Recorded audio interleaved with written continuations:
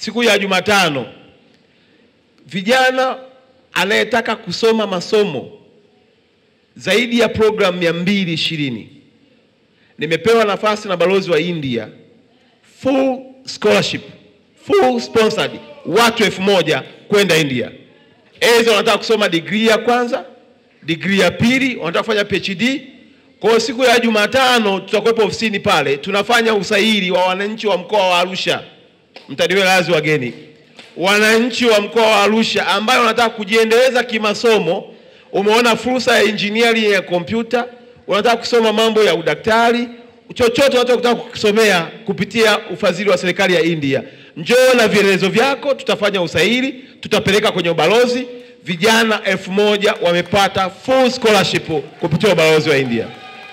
Kwa lugha nyepesi, kama unahangaika na ajira na unaona muda wa ajira unakuchelewesha, njoo ongeza elimu.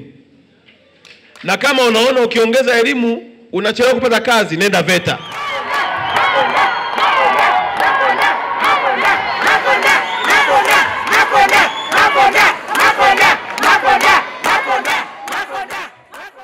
Tulikuwa na wiki ya haki na tulipata wanasheria bingwa kutoka kwenye taasisi au ofisi ijulikanayo kama Samia Legal Aid. Wanasheria walikuwa zaidi ya 200 na waliongezeka pamoja na watu wa Tanganyika Law Society. Kwa kuwa yale mambo hayakuisha na wananchi wa mkoa wa Arusha walibaki wakiwa bado wanahitaji kupata huduma ya kisheria zaidi, Daktari Samia ametuma tena timu ya wanasheria inakuja Arusha kuanzia siku ya Ijumaa na itakaa kwa siku 10. Na watakwenda kwa kila wilaya iliyoko ndani ya mkoa wa Arusha kuhakikisha hakuna mwananchi hata mmoja anayekosa haki yake tu kwa sababu hana hela ya kumlipa wakili. Gharama zote Daktari Samia ameamua kuzichukua. Nimeona niyaseme hayo ili tukiondoka kwenye mkutano kama huu, wale tunaoishi hapa Arusha tuwatangazie na wananchi wengine wajiandae ya kwamba kuanzia Ijumaa na watakuwepo kwa siku 10 na watakwenda kama ni Longido, kama ni Monduli, kama ni Ngorongoro, kupitia kwenye ofisi zetu za wakuu wa wilaya kuhakikisha kwamba wananchi wote wenye changamoto, hataki kusikia mtu analia eti kwa sababu amekosa hela ya kumlipa mwanasheria.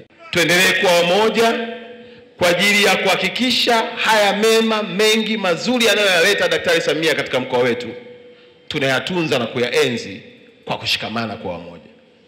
Tukiwa wamoja maana yake tutalinda amani yetu. Najua kuna watu wanalalamika, kuna baadhi ya miundombinu, kuna changamoto. Hivi kama rais amekubali kutujengea ukumbi wa kimataifa mkubwa kuliko ukumbi bora kuliko nchi zote za Afrika, hivi barabara hata leo itakwenda? Sitakuwepo tu. Yaani kuna mambo yanasema kwamba yanaenda bila kusema, goes without saying. Yaani yatakuja tu. Kama anatuletea uwanja wa mpira wa bilioni 286, kweli kuna haja ya kuandamana kwa ajili ya barabara kweli? Itakuja tu. Na ndio maana hii barabara kutoka Kilombero kwenda mpaka Kisongo pale kilomita 9.3 inajengwa njia 4. Hawa ndugu zangu kutoka Tengelu kwenda mpaka Usa kilomita 11.3 inajengwa njia 4. Tunaweka mpaka na flyover pale. Kutoka pale Tengelu kilomita 28 kwenda mpaka Merelani inajengwa njia za kutosha tu. Kwa una connect pale, unaingia Merelani unaingia Kia, unatamba zako. Na kilomita zaidi ya 53 kutoka huku Longido inakwenda mpaka Hai. Itafika kipindi watu hawana sababu ya kupita hapa katikati. Daktari Samia ameshatuma timu ya feasibility study, mpango unakamilika na penyewe wanataka kujenga kwa lami. Hivi kuna haja ya kugombana kwa sababu ya barabara tu? Mimi niwaombe katika hili eneo tuendeleeni kumuombea, kumtia moyo.